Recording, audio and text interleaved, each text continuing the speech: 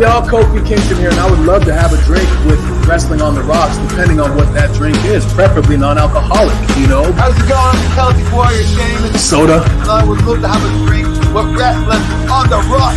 Maple syrup. I would never have a drink with Wrestling on the Rocks.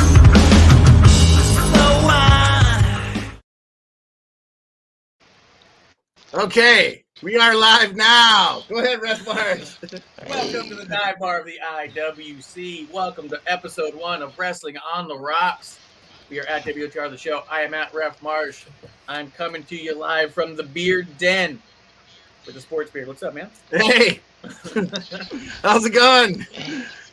All the way in Alaska. Yep, Anchorage, Alaska. Ref Marsh back to his hometown. We're calling it his hometown.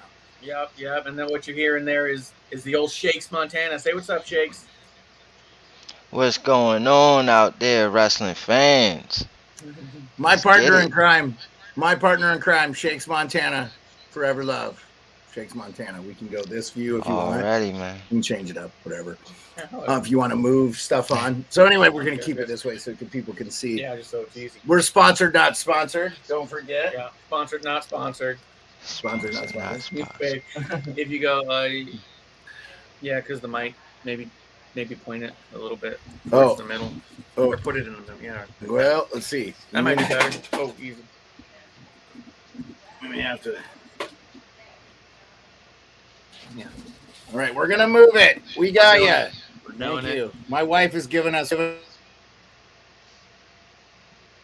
Yeah, well, they muted themselves right now, but while they muted and getting themselves together, please take your time out to check out the Shakedown. We on YouTube. Just put on the Shakedown. We do all sports. We cover all teams. So, hey, can you hear us pretty good now? Yep, you're great. Yeah. You're great. How about Ref Marsh? Can you hear him okay? How am I doing? Can you hear me better? Yeah, you're doing good. Mm-hmm. Okay, cool. Yeah, we're a little quiet there. All right, awesome. So Ref Marsh is going to just take it away like a normal Wednesday WWE show. He's going to talk a little bit about Raw, Smackdown, and right into what do we got coming up this weekend, Shakes? Tell the fans. We got Hell in a Cell. Coming up this weekend. In a Cell. You got to say it like that. Yeah, you got to say it like that. Doing it a disservice. Yeah. Yeah. Yeah, dude. How you doing? You checked out Smackdown. Have you noticed other people are starting to talk about it? Hell in a Cell is primarily a Raw pay-per-view. There's no matches on there from SmackDown. Well, that's what happens when you give dipshit fucking the title for everything. I haven't noticed that. There's not a single SmackDown-based match on there. Well, aren't the Usos considered SmackDown? They both now because they unified. But they're SmackDown, but they're also Raw because they have those belts. Yeah, but they're going up against a Raw tag team. They're not going up against. Oh wait, no. Wait, is Riddle and Shinsuke? Are they SmackDown? Shinsuke's SmackDown. Yeah, and Riddle is Raw. That's why this is so confusing and dumb. And then the Contenders match was on Raw. It's fun. So is Shinsuke Raw now? I don't know. That's good to know. It's so crazy. That's why. When we was talking about it before, when we was talking about unifying the championships, it was going to get confusing this way because now it's like it's not even a SmackDown or a Raw now. It's like you might as well just let them all go. Fuck the Usos. Fuck Roman Reigns. They've wrecked fucking wrestling. I've said it. They wrecked it. They've wrecked wrestling. We the ones. They're the ones. They're the fucking nuns. They're the fucking heroes. I don't know if you had this on the agenda, but we might have another Bloodline family member. Oh, if it's Sami Zayn, I'm all for it. Is it Sami Zayn? I mean, he's already an honorary member. He's an honorary Uso. Same. Yeah, he's an honorary Uso. Who's gonna be the other guy? Oh, it's not a guy. It's a girl. Oh, you talking about the new name? The new name that they finally released from Dwayne Johnson's his daughter. No, his daughter. No, his daughter. Formerly known as Simone Johnson. Simone Johnson no more. She's now Ava Raine.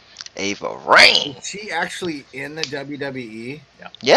What is she, NXT? Well, she's been signed with them for what, 3 years 2020. 2020, yep. 2020. but has done nothing. We've never seen her on TV except She's for been during the training. pandemic era. She was in the audience a couple times. Did they run like 80 fucking promos and kill her off like they did like with, Elias? like who's the guy, the big black guy they got rid of? That was like they ran a ton of promos. He did one wrestling match and then see you later, buddy. And he's in AEW now. Keith Lee. Oh, Keith Lee. Keith Yeah. No, they haven't Yeah. done anything. So she's got her new name. What do you think of the name, Shakes? Because a lot of people are having a lot of issues with it. I don't care. Oh, what's the problem with the Ava Rain? I don't understand. Yeah, I'm with you, Shakes. The name is fine. It's fine. A lot of people are saying that it's messed up because it's just the same argument they had with Braun Breaker, the same argument they've had with everyone.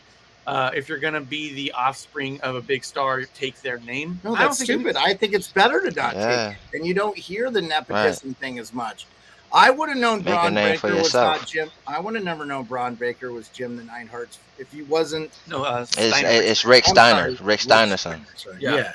Yeah, I mean, and even then, like the amount of grief that Charlotte's gone through just by having Flair on the end of her name.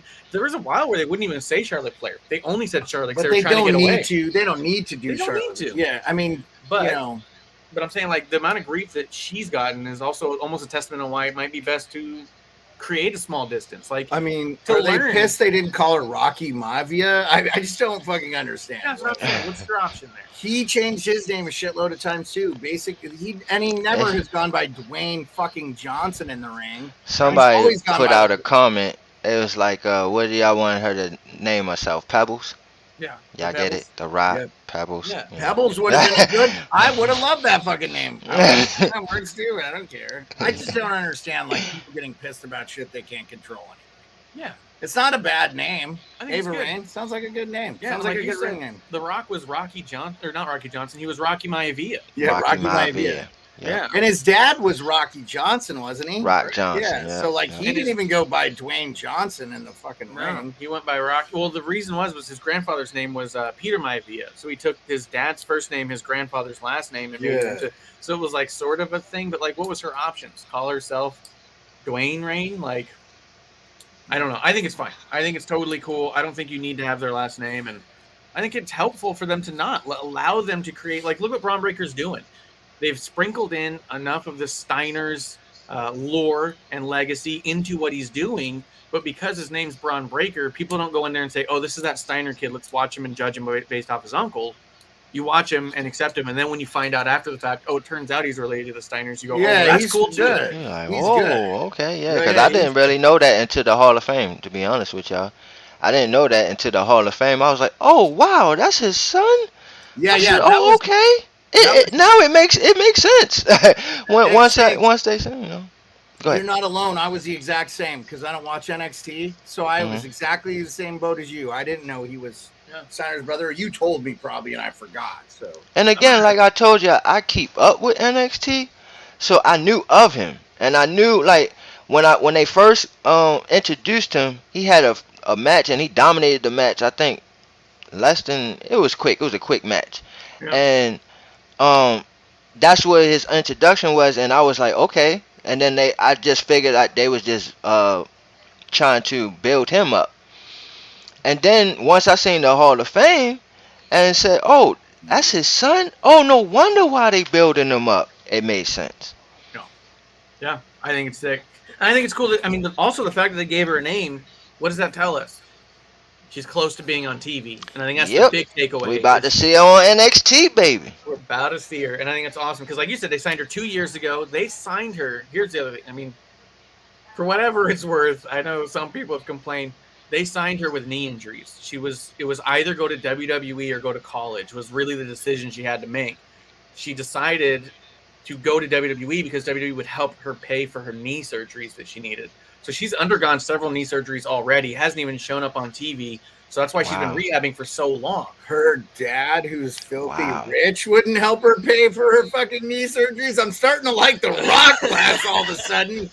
Like, what an asshole! You ain't get your daughter knee surgeries? What's going on? Like $1 billion fucking dollars? Give me a fucking break. I thought it You was just bought XFL. What are you doing? he bought XFL. He couldn't afford knee surgeries anymore. Yeah, I He's all like, guess. babe, I can't. Hey, look, I can't afford it. I just bought this XFL. You know. Well, You know, they kicked me off of Fast and the Furious. Yeah. You know, now I gotta do Hobbs and Shaw. well, I heard that he refused to work with Vin Diesel. Vin Diesel. Sorry, Ving. I didn't mean to, Marcellus. No disrespect, Marcellus Wiley. No, I'm sorry, Vin Diesel. I heard The Rock refused to work with Vin Diesel again. I don't know if it was unsafe. Yeah, they don't like each other for some odd reason. Yeah. I don't know the deep in-depth story about them two, but for some odd reason, they do not get along. And so. Well, I think that standing next to The Rock exposed Vin for being quite small. Right? I think that probably was part of it. But I don't know. I mean, what do I? Heck yeah. Because look, and y'all may not have the same thing, but when he first came out, Vin Diesel, it was, to me, he was in that Mark Wahlberg type of reign, right? And then when you see him next to Mark Wahlberg, you was like, oh man, Mark Wahlberg looks real small, right? Yeah.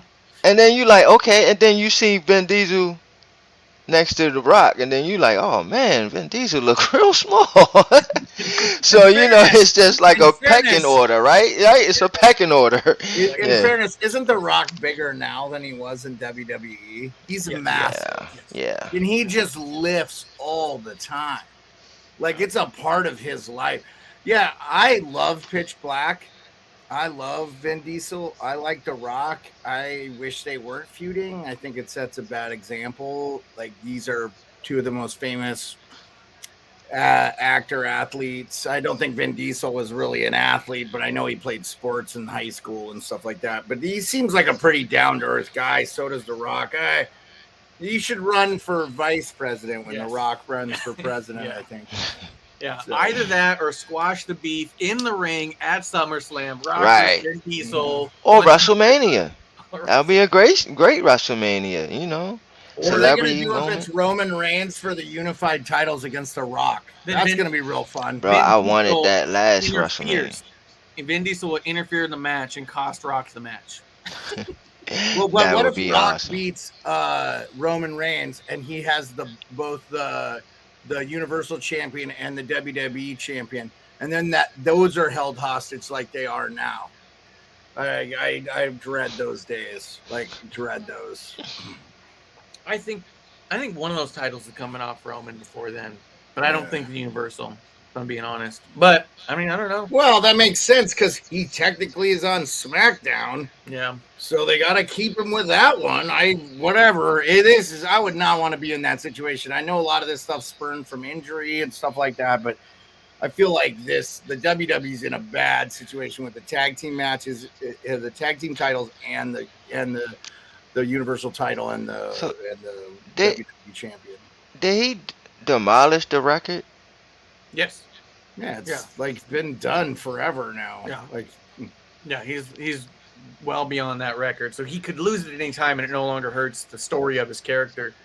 I think also the way that we see things as fans is different than the way they see things as people who've been running the same company for 50 years.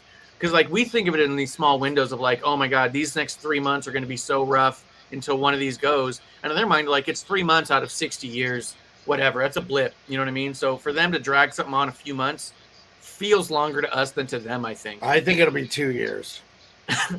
For one of the titles, I think this is where I think it is with Roman Reigns, right? You build this character so high now, right? Like, he's godlike now, right? In the wrestling world. Yeah. So you can't lose the title to a Riddle. Yeah. You know what I'm saying? Like, you can't be on that stature and then lose to Riddle or a Finn Balor. It has to be somebody mega. Sami Zayn. I think Beard is right. It has to be the locker room leader. Yeah. Sami Zayn, honorary bloodline member. Yeah, Sami Zayn. Sami Zayn needs to stab him in the back and betray him. That's who it needs to be. That'll make the greatest story ever. That would be crazy. Yeah, we would all love it. Can you imagine, too, if Sami did betray him and took a title and came out one week doing the same poses and shit as Roman, like holding the title up over his head the same way and everything? It'd be so fun. You know what I think is gonna happen? I Honorary think he's champion. gonna lose the belt to Cody Rhodes, but it's not gonna happen immediately. 2 years. It'll be 2 years. No, I think the next big main pay-per-view. What is that? WrestleMania? SummerSlam. I think SummerSlam. I think one of those titles is coming off from SummerSlam. I agree. I hope Cody Rhodes does win it. That'll be such an awesome thing. I will cry. But here's the deal. So with Cody Rhodes being as awesome as he's doing right now, do we want to throw the title on him at SummerSlam so quick to when he came in, or would we hold off and make him keep chasing it till Mania and he gets the title at one of the Manias? I think someone else is going to take the title off of Roman at SummerSlam. I think Cody doesn't get it till Mania. I agree with that. Because then he gets that moment, that 1 year moment. I came back to do this thing, and 1 year later, I did the thing. You know what I mean? Yeah. Makes sense. And it will be awesome because, I think for years, based on what I've heard, because I wasn't around for it, that Cody kind of didn't acknowledge that his dad was a big factor. And now he's like, hey, no, actually, my life was great because of my dad. And even if we didn't have everything, and as a guy who was a fan of Dusty Rhodes, it just makes me love Cody even more. I didn't see him at all in AEW because I didn't watch AEW, but I am a huge fan. I am so the only thing that can get me out of this Roman Reigns stench and the Uso stench is the fact that Cody Rhodes has a chance to win the title, and there's a legacy thing to it. It's really cool. Oh, and by the way, Cody Rhodes is awesome in the ring, and this shit that he's doing with Seth Rollins. At first, I was like, remember I said last time I was on the show because it's been a couple weeks. I was like, yeah, I'm done with Cody and Seth. We don't need it anymore. And I'm like, man, this Cody and Seth thing is really good. Still. Up again. They're still doing really good with the Cody and Seth. Because Seth was saying some serious shit, you don't get to burn the throne down, and Marsh explained a lot of that stuff from the AEW side to me, and I was like, oh man, if there's not real vitriol there, he's making it seem like there is. So that's cool. Well, I don't know if you had a segment for it, but I'll attack it real quick, right? Go for it. Okay, so it's vacation, so we don't have structure anymore. Let's do it. All right. So here's my thing with Seth, right? Yeah. Dusty Rhodes, just like Triple H, is a huge mentor to Seth Rollins. Yeah. So to me, the way I see this, Dusty was to Seth. Big time. Yes. Matter of fact, they referred to Seth Rollins as one of Dusty's kids. At the same time, Cody was in the company, and Cody actually had a lot of animosity towards Seth at the time, but he acknowledges now that Seth was just better, faster than him. But he was so upset that they'd be sitting there on commentary referring to one of Dusty's kids, and it was Seth fucking Rollins and not his actual kid. So there was at least that for a while. Well, now they're making it. And that's what I was getting to, right? Because now it gets into a point where it's like a sibling rivalry, right? Yeah. It's like Dad loved me more. No, Dad loved me more. You know what I'm saying? He raised me. He's like, well, he raised me wrestling wise. Since I came into the ring, he raised me. So it's that sibling rivalry. He loved me more, and that's what making it more interesting with this rivalry. It does feel a little bit different, but similar to the Dustin Cody story that they started AEW on. You do get that same kind of feeling where it feels like two people who, by all accounts, should be friends but have every reason to be enemies because of just the way that they grew up, as it were. It does feel that way. It does feel that personal, which is awesome. Let's soften this light up. Mm-hmm. Is that better? Is that a little better? I think so, yeah. Okay. Gives us a little more color. Well, you were getting whitewashed. Yeah, sorry. Sorry, we're doing some production here. Hey, I see that, man. Hey, it's all good. So Rough Marsh doesn't get completely washed out. Even though he lives in Arizona, he's pale as a fucking ghost, man. I don't know. Can't do anything about it. And meanwhile, I'm getting that tan out there. That's right. But yeah, I'm loving it. I loved we'll talk about it before we'll just skip around, but that promo that Seth had where he came out and was like, you can't smash the throne, take a sledgehammer to the throne and then try and take that throne away from you. Yeah. Well, what I've noticed is they're taking so I thought, okay, we're not going to see Becky Lynch for a while. Wrong. they're taking like the really good, like story runners, like Becky, like Seth, and they're keeping them engaged. So we're not seeing some of the fledgling stuff that we like to see. We're seeing a little less. I actually have enjoyed what they've done with 24/7. And then I don't know, he's not as big a fan of Edge and the Judgment Night, but I like that stuff too. Judgment Day, yeah. Yeah, Judgment Day, yeah. Judgment Night, good movie. Check it out. You remember Judgment Night, right? With Emilio. Anyway. Emilio! Yeah. But I'm a huge fan of them just keeping these really good storylines going. Yeah. And at first I was like, oh, okay. But like if the substitute of not getting Seth Rollins and Cody Rhodes is more Lacey Evans stuff, I'm like, oh, okay, let's just keep with this Seth Rollins. Because it's really good, dude. It's so good. It's like, oh, okay, yeah, this is great. And then for you to bring all that other stuff up just makes it cooler. It's that you fucking know all this, like you too, Shakes. So you're like, oh yeah, like Cody Rhodes was really not, like kind of the odd man out, and Seth Rollins was more of a kid to Dusty, which I was like, anyway, I always loved Dusty Rhodes because he wasn't the best looking. He kind of talked with a lisp, but he could really just like, I'm a worker man, like hustle, like he just was good. Like you just felt like, so I was always a big fan of Dusty. And so like, now I gotta be his kid. And I loved how he kind of acknowledged it. And this Rollins rivalry is good. And the matches are great. Yeah. So now, I mean, but Cody has again, right? And that's why I love it, because on Cody's side, he's like, oh yeah, like you is the son that Dusty wished he had. Yeah. And I've always been lobbying to be that son. And now where Seth Rollins is coming from is like, yeah, no, you're supposed to be the prodigal son and shit. You're supposed to be the one, but you went off and tried to destroy the company, and now you back. Yeah. No, I'm not having that. I worked too hard to build this company, and you try to tear it down, and now you're gonna come back like everything is okay? No, it's not okay. This I love it, bro. I love it. I love the promo. I don't think AEW came close to destroying WWE. No, but in a sense, right? They may not have actually come close to destroying it, but in essence, what they kept doing and the things they were saying, they kept trying to undermine it. If nothing else, you can't actually destroy it, but you can undermine it to an entire fan base, and that's what they were trying to do. So that's what he was kind of saying, is they're trying to tear down everything I'm doing. Instead of saying like, hey, we're all doing great, they're doing great stuff, you're over here mocking it. You're over here talking shit about it. You're saying if you like that, you don't like real stuff. If you like that, you don't like fun stuff. Like the undermining of the WWE fan base as well as the product is where I think that comes, because like you're right. AEW wasn't going to show up and within a year put WWE out of business. It's not going to happen. All right. But you can undermine it and make it seem lesser than to your fan base, and you don't have to. And so for Seth to be like, you guys can be over there talking all the shit you want, but you can't come over here and now pretend this is the place to be.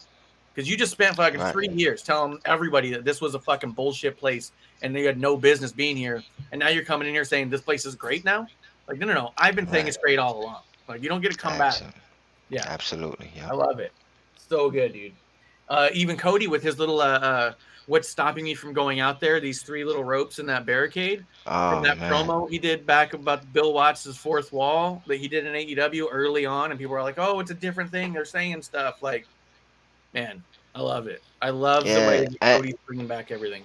And I thought that they was gonna leave it at that and just wait and just have it salivate for the pay-per-view, and have Seth Rollins just walk off and up to the steps. My man Cody went right to. Oh man, that fight, man. Dude, that was awesome. That fight is what juiced it all up, man, because you can see like it's really some disdain there. It may be in the role, you know, it's all in the role, but it's some disdain there. It's some disdain underneath the surface. Yeah, I think that as much as they may like and respect each other now, I think they can both remember times where they didn't, and they're tapping into that at least. You know what I mean? Yeah. Because I don't think it's an accident they put Cody with Seth right away. I think that was on purpose for a lot of reasons, because I think those two dudes knew what they could do and what they could. They're probably good friends in real life too. Like at this point in time, I don't think they always were. Which I think honestly makes for better story, because who did Rollins run a program with the last thing. Edge was the last one. Well, that was fucking great too. Amazing. And they brought in Beth Phoenix a bit too. Wasn't that part of, like I said, well, I wouldn't even mind Beth Phoenix and because the one thing I've noticed is Seth Rollins and Becky Lynch, like it's almost not like if you just became a fan, you wouldn't know they were together because they don't run a lot of stuff together because they don't need to. Well, they tried it once too. Well, it doesn't make any sense. Oh, it went bad. But it doesn't make any probably because they love and care about each other too much, I would say. But they're so good. You don't like. I feel like that shows you that you don't need it. Yeah. Like they're so good. It's like Seth Rollins and Becky is like Jay-Z and Beyonce. It's like we know that they're together, but we don't need to see them kissing all day and showing all this affection to know that they together. We know it's a Jay-Z and a Beyonce, and just like that, we know it's a Seth Rollins and a Becky Lynch. Yeah, that's true. Yeah. And then, I mean, at the time, too, Seth was struggling with finding himself as a babyface, and it didn't help that he was standing across from arguably the greatest promo in the business right now with Becky Lynch. So it almost undermined him as Universal Champion. So, but yeah, I agree with you. I don't need them together all the time by any means. Well, I mean, we are getting ready for Hell in a Cell, and so we're kind of going down the line here, talking about Cody versus Seth. Speaking of Becky Lynch, Becky versus Asuka versus Bianca. Triple threat at Hell in a Cell. What do you think about this build so far, and what do you think about the match? What's going to be like? You know what? It's so crazy in this segment because it sort of seems like the champion is the odd person out. Yeah, like it's this rivalry between Becky and Asuka is kind of overshadowing the champion Bianca. Yeah. And and listen, like this rivalry between Asuka and Becky, it goes so deep and it goes so far that they can carry this for months, a few pay-per-views. So I think that that's the thing about this segment is that their rivalry together alone is overshadowing. Like neither one of them is the champion. You know what I'm saying? You know what I mean? But that rivalry right there between them two is making the whole segment juicy as hell. Because you get to the point where they had this strong rivalry before the pregnancy, and then for Becky to get pregnant and say, okay, you know what? I don't see nobody else that deserves the title while I'm gone but you. Yeah. And hands it right to her. Yeah. And so, to have this and then to come back and say, all right, I'm the woman now. I'm back. I'm the man again. Yeah. And you're irrelevant. Yeah, I mean, you was good. I gave you the torch. You held it for a little while, but I'm back now. Yeah. And so that rivalry right there between them two is definitely overshadowing the whole match. But I feel like it's juicy because of it, but still, it seems like Bianca is an afterthought in this match. That almost opens it up to make it easier for Bianca to walk away with the title again. If we have Asuka and Lynch implode and become, they could stop each other from winning effectively. Bianca can walk away from it, and then you can move Bianca forward with, I don't know who would be next. I wouldn't be against like Alexa Bliss finally getting something to do. But or Liv Morgan finally. I think you hold off on Liv Morgan. Shout out Kev. Yeah, shout out to Kev. Well, I mean, Kev's a big Alexa Bliss guy too. But I think that with Liv, Liv Morgan is so slow play Liv. So pretty. She's so pretty. Oh, we can add you to the list of people that are in love with Liv Morgan so too. Pretty. No, but look, Sasha Banks. I ain't cheating on you, baby. I love you. Okay, I love you. Sasha, you listening? I love you. Nobody else. You never know, Shakes. You never know. I'm rooting for you, buddy. Thank you. Thank you. I'm rooting for you. I need all the shots and all the all the luck I can get, man. Cause Sasha. I think with Liv, if you have her go up against her, something's got to. Well, maybe you do that. Maybe you have Liv go for it and have Rhea cost Liv the title. I think you have to keep cheating Liv out of the title So eventually at a Mania, she can get the big win in that kind of Yeselmania 30 kind of Daniel Bryan way where it's all like undeniable. The fans have been clamoring for it. They're drooling for it. They just need her to get some gold. You got to keep cheating her out of it for a while. But you could do that, I think, especially with Rhea being where she's at and being jealous. I'm a big fan of I like Asuka. I've never Well, seen you know what? There's the beef, and I'm sorry, Brad, but the beef between Liv Morgan and Rhea can definitely propel her to get back into the title contention. We were kind of talking about this the other day, though. I kind of feel like the Liv Morgan and Rhea were not partners for but like 2 weeks. Like, I mean, like Nikki ASH has more of a reason to be pissed at Rhea Ripley because they were partners longer. I don't know, man. Like, I feel like this Rhea Ripley thing. I'm not saying not screw Liv Morgan out like what you're saying, but I don't know that Rhea Ripley needs to be a part of it. I like what they're doing with Judgment Day. I almost wish it would be someone else, like Becky Lynch, that could do it. Remember that girl's face? Wasn't that Becky Lynch that she lost to? That was pretty. That was Liv and Becky, yeah. Yeah, that was pretty good. Like, there was actually already stuff there, and they just sort of dropped that like a wet blanket. I don't know. Well, because that was really towards the build of Bianca. Had everything else was secondary to that. I think the reason I'd say you do like a Rhea is because Rhea can cheat Liv out of the thing, and then you can have Rhea go for the title too. You know what I mean? So you can get two rivalries against Bianca. Again, the problem is, like Shake said, Bianca becomes an afterthought. Yeah, you can't Bianca be an afterthought. Here's the other thing, though. I was telling Ref Marsh, I think that there are so few women that can wrestle Rhea Ripley like well, and Liv is one of them. Yeah. So they probably just have to keep them together because they are so good. Remember, I kept saying about Raw last night. I was like, her fucking bootlace is untied the whole time, and they don't miss a beat. Yeah, so they're really good. I kind of like, Rhea Ripley with this momentum going and facing Bianca Belair. I'd be okay with I that. think too. that's an awesome matchup too. Yeah, it is. And the reason why I like, and I'm gonna let you go, Bear, but the reason why I like Rhea Ripley in the Judgment Day is because it gives me that China feel with DX back in that day. I agree. Yeah. And that's why I like the Rhea Ripley thing. Go ahead, though. I like a lot of what Judgment Day is doing. My only issue I really have with Judgment Day is just that I feel like Edge is coming off so much lesser than we know he can be. He thinks Edge is phoning it in. But I think also I know, that I really hope what it is that it's by design. I'm hoping that Edge is taking all the easy shit and giving the hard stuff to the others so he becomes overshadowed. The idea is to elevate the other ones. If I can make them look better than me, they're going to look like they're better than a Hall of Famer. How fucking great is that, right? Here's the thing with Edge.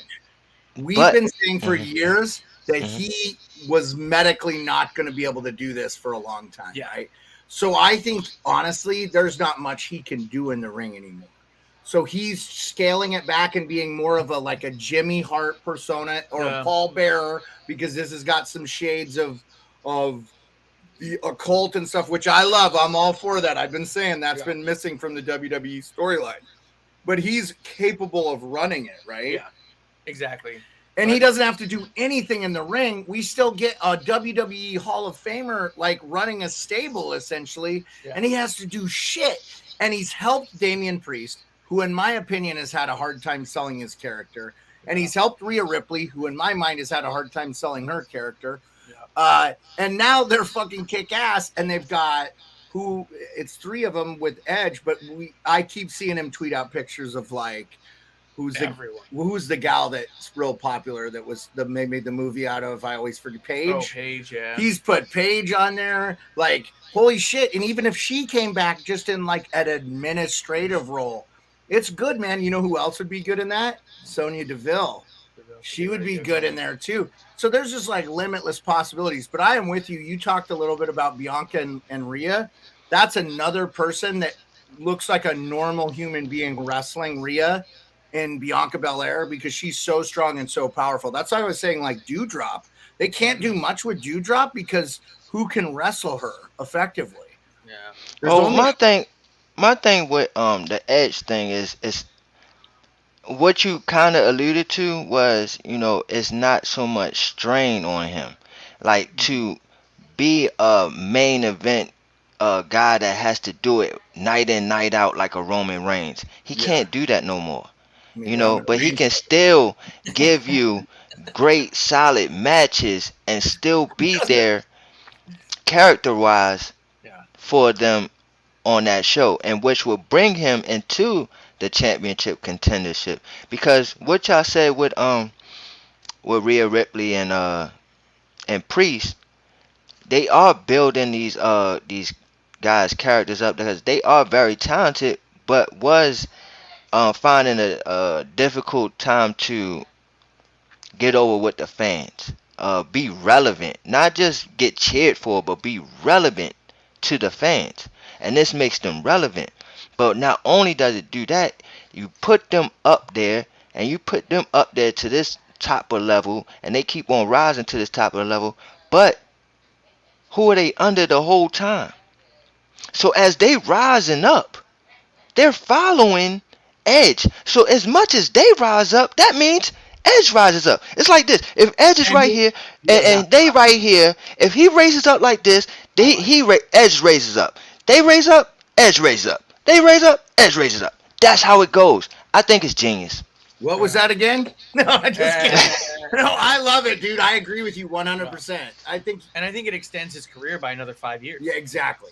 Yeah, if he was going to be in Seth Rollins style programs back to back, he'd have maybe a year. Maybe. That's what. Yeah, exactly. I think gives another 5 years. This is kind of like me saying, you know what? I appreciate Edge being back so much. I don't care what role he has, as long as he's doing something cool that we appreciate as fans. I'm okay with it, and I like what they're doing. I mean, and as far as Roman Reigns, when does he fucking wrestle?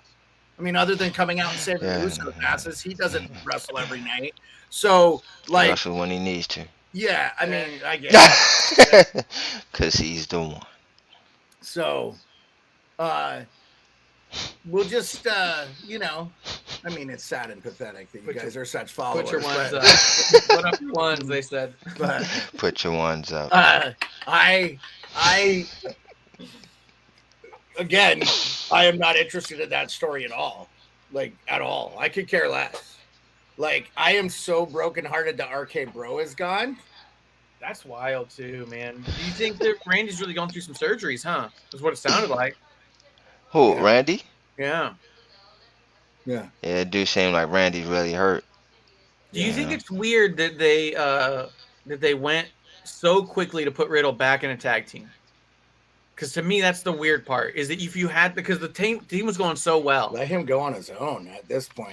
Let him listen, I agree. I agree because when he came out, I think the promo of SmackDown, right? Yeah. And he came out and he was going just ape shit on the whole bloodline. He called Roman Reigns something I can't remember. My nephews keep saying, and they like, I'm just like. Yeah, it was awesome. But, it was the greatest thing I've seen. But yeah, like you can tell, like he's like, you motherfucker. Y'all just took my mentor out, man. And his promo that he did was amazing. Yes, man, it was amazing. Can't hold Randy Orton's jockstrap. He should have carried that momentum, man. Riddle. He should have carried that momentum. Throwing him in the tag team, like. I think it does stunt him because right there, we was like, oh man, he's gonna be on a one-man army type of mission now. Yeah, let's go. And let's go through it. And now it's just individually like, go and say you want to face Roman. Like it seemed like even if he didn't win against Roman, it felt like, hey, we've got a lot of possibility here, and he was primed for a singles run. Let him go take the IC title off of Ricochet. You know what I mean? I like Ricochet. I don't want him to take it off him, but I'm saying like let him go be this force. But yeah, as soon as they paired him up with Shinsuke, it felt to me like they slammed on the brakes, and I was like, oh, I can only be, as much as I think the team's going to be an amazing team, it's going to always be just not RK Bro, just because of the timing of it. You know what I mean? You did it too close to RK Bro. He went from RK Bro to I found a new tag partner. Why? Well, Shinsuke and Boobs was awesome too, and he lost his partner to injury as well. Right. So I mean, if you want to say what makes the Usos great is they never get injured. I get that. Like they're out there. No, they get injured though. They get injured. Well, I mean, yeah, I got you. I'm just saying, like we've lost Boogs, we lost Randy Orton, we've lost some guys to injury. Like Bobby Lashley was out for a minute, and that seemed like that was legit. That probably put this whole double title thing into fucking, you know, what we're in now. But like I told Marsh, I was excited to see Bobby Lashley and Brock Lesnar over Roman. I didn't give a shit about Roman Reigns. Like I wasn't even compelled about it until Brock went like ape shit nuts, and then he actually like sold it real well. But I was like, oh, okay. Well, I bought one of those country ass kicking shirts. I'm not gonna lie though. Even though I love the Roman Reigns Brock Lesnar feud, I would admit that I've been waiting for that Brock Lesnar Bobby Lashley for like a decade. You know what I mean? A lot of fans. Yeah, that's from a lot of fans. And that's what I'm saying. Like sometimes just let the fans, you know, get what they want. Because I think that there is a balance, though. WWE is very good at building anticipation, and I think other companies are struggling with that. Are we gonna get Brock and Bobby ever again? Though we may never see Brock in the ring again. That's what I mean. That's why they did it when they did it, because they knew they could, and it was their chance, and the anticipation had already built. Right. I think at this point, if we get a part 2, great. But if we don't, it is what it is. I think that one of the reasons they don't jump on stuff is they want the anticipation, which is why I don't think they're going to jump on throwing a title on Cody. They want people to want it. Yeah, no, I get that. You know? No, that makes sense. And if I'm honest with like, I think the most valid criticism about AEW is that they don't build anticipation. They get you right to the match that they know you want right now. And so by the time the match happens, you go, oh, that's very nice. And then it happens. You go, okay, that was good. But you don't get to that point where you don't get to a fever pitch where you explode when something happens. That Daniel Bryan story doesn't happen because if they see somebody... Is he even wrestling with them right now? I haven't seen him. Oh, okay. Yeah, but I'm saying like that Daniel Bryan WrestleMania moment was a build of years of them realizing they could get there and said, and if we draw it out a little bit, it's going to explode. Meanwhile, you was asking about Daniel Bryan? Yeah. Oh, man. Just a sidebar. Beard. I know you don't like AEW. No, I don't hate AEW at all. Okay. That's not true. I just don't have time to watch it between hockey, football, the Shakedown. I got you. Well, all right. Well, listen. Shakes, you're getting big time guests like Paul Bettino for me to produce, man. Like I got to be on my A game. Can't be fucking around here, I appreciate that. I appreciate that, man. But listen, like I want you to do this, right? Suggesting this. Watch this match. I don't know how you can do it. I think Marsh can definitely get that for you. But watch this match. The Anarchy and the Arena. Anarchy and the Arena. All right. Last in that pay-per-view, it was crazy. Was it? All right. My bad. I'm sorry. But yeah, it was crazy, man. And listen, the whole match, and Daniel Bryan is in the match. That's why I'm telling you to watch it. And man, like the beginning of the match, they had the damn intro music going for like 10-15 minutes. No lie, the intro music while they was fighting. Man, it was amazing. Was it the shitty song Wild Thing? Yeah, that's what it was. Yeah. I hate that song. Wild Thing, like from the movie, like yep. Wild Thing, dun dun dun dun. You make my heart sing. That's like Creedence Clearwater Revival. I heard it through the grapevine. It's like 9 minutes. It's like I like that song, but not Wild Thing. Let her play, I guess. That's like a 2.5 minute song. Yeah, bro. And they put it on a loop and everything, man. It was crazy. Yeah, that sounds awful. I was like, okay, is they gonna cut this off at any minute now? It was like 15 minutes, seriously. Oh man, it got to the point where Jericho had to just go ahead and trash the whole thing. That's how they cut the music off. But yeah, watch that match. Just watch that match. That's what I'm suggesting. It was crazy. We'll find it. That's what I'm gonna tell you.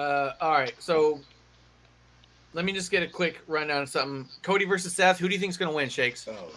I think Seth Rollins is going to take this one. They can't have Cody clean sweep him, bro. That deminimizes Seth Rollins. Like clean sweep? I think he's gonna can't lose. see it. I think Seth Rollins is gonna lose. can't I see don't think I don't think it diminishes Seth Rollins at all. I don't. I think it elevates Cody. If Seth loses, it's showing that it shows how much heart Cody has, that he's able to take down Seth Rollins at his best. Cody has to win this match. Yeah, he has to win this Hell in a Cell. I'm torn. Yeah, I mean, I get it. My bad. I'm sorry. I get it what y'all saying, but the way I'm feeling that it deminimizes because Seth Rollins has not won a significant, relevant match in quite some time. He has been on the losing end for months now, and this is Seth freaking Rollins, man. He can't keep losing month after month. I just don't think it diminishes his character because he's so good and everybody knows it. I get it. I mean, but he's been losing every pay-per-view. I'll say even before WrestleMania. Yes, but if Seth loses this, he would need an absolute. He needs to be built back up. I'll say that. I don't think it diminishes him or his potential or what people think of him, but he will come out of that needing another rivalry that he can come out on top of. He would need that, like bad. He's going to have to pick on somebody smaller than him. Here's what I'll say, Shakes. Oh, man. And then I think we should move on from Cody and Seth. Mm-hmm. But I'll say this. Cody could beat Seth, and Seth could be in a promo against Roman Reigns like the next week, and it wouldn't be an issue, I don't think. I think that's true. That's how versatile and good Seth Rollins is, and he'll make it believable because that's how good he is. So I think the WWE has no concerns with Seth Rollins winning or losing. I think either way it's fine. But how can you though? How can you do that if he's been losing for about like 5 months on end? He's keep on losing, and he can just go thrown back in the contender or title contenders. I don't see that. Shakes, because he's so good at running stories, man. He's such a good story runner. It's like Kevin Owens. Yeah. Kevin Owens isn't doing shit. This Elias thing, it's the best fucking thing on there. Elias is a liar. It's awesome.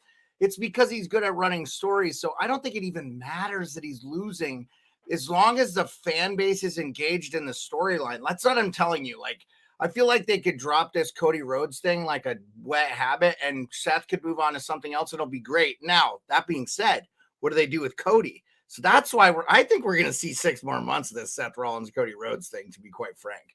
If you were saying the vitriol was as big as it was and the way they're saying it and selling it, I think we're going to see a lot more of this.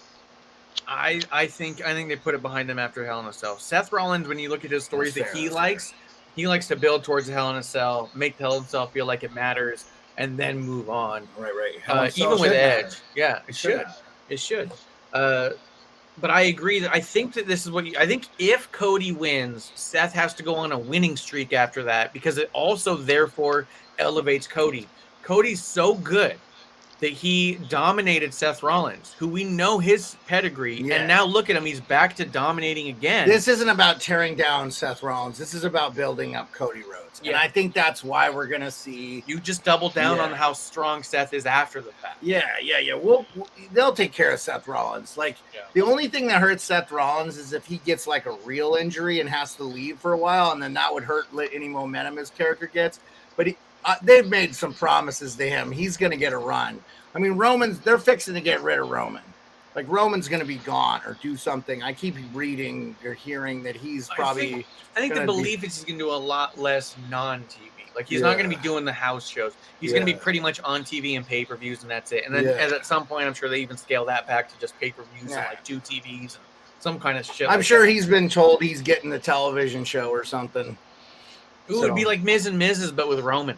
Yeah. I would actually watch something with Roman, though. I actually would. Like, I don't hate Miz. I actually love Miz, but, like, I'm not watching his reality show. Yeah, I said it as a joke, but when I think about a reality show about Roman, I would watch it. Yeah, I would watch it. Fucking fascinating. Yeah, I would watch it. I'm interested in Roman the person. Like, I just don't give a fuck about his character. Like, Joe, I'm interested in learning more about. Yeah. But Roman Reigns and the Usos, they could fucking go away. I just like the problem with wrestling is they talk about how much nepotism plays in, and they're like, no, it doesn't. Oh, wait. the Usos and they're all what fifth generation wrestlers. So it's like, okay. Yeah, it's a little. Well, it's the family business. Man. Well, I get it. They inherited. Well, you love it, but I don't necessarily need it. You know what I'm saying? Yeah. I don't need it. Yeah. Some of the best wrestlers, Stone Cold Steve Austin's not legacy. The Undertaker wasn't legacy. He was going to be a basketball player. Those are some of the greatest of all time. Yeah. Triple H, not legacy. Married into legacy, but not legacy. Some of the best of all time. Shawn Michaels, not legacy. Anyway, we could go on. I'm just saying, I get it. Harley Race, awesome. I don't need to see his son wrestle. Ted DiBiase's son sounds like a real piece of work. Yeah. Oh, Ted DiBiase's son. He was all right. He just got picked. He just got arrested. You didn't hear? No, I didn't. He's under fire for a lot of he got arrested or money, church-related things. Yeah, he was laundering money in a church, which is essentially what church is anyway, is a money laundering operation. But anyway, I digress. We got to start a church. Yeah. We need to make some real money. We'll call it the Church of Wrestling, and we're going to be a 501c and not pay any taxes. We'll call it the Church Down. Who else was in the Legacy? Shakedown in there, too. Yeah, the Church Down. The Church Down, and we'll do it. Smackdown, Shakedown, Church Down. Who else was in Legacy? It was DiBiase's son, and who else? Oh, there's a ton. In Legacy, it was DiBiase's son, Cody, Randy, and maybe Curtis Axel. Yeah, Randy was also legacy. I always forget. Yeah.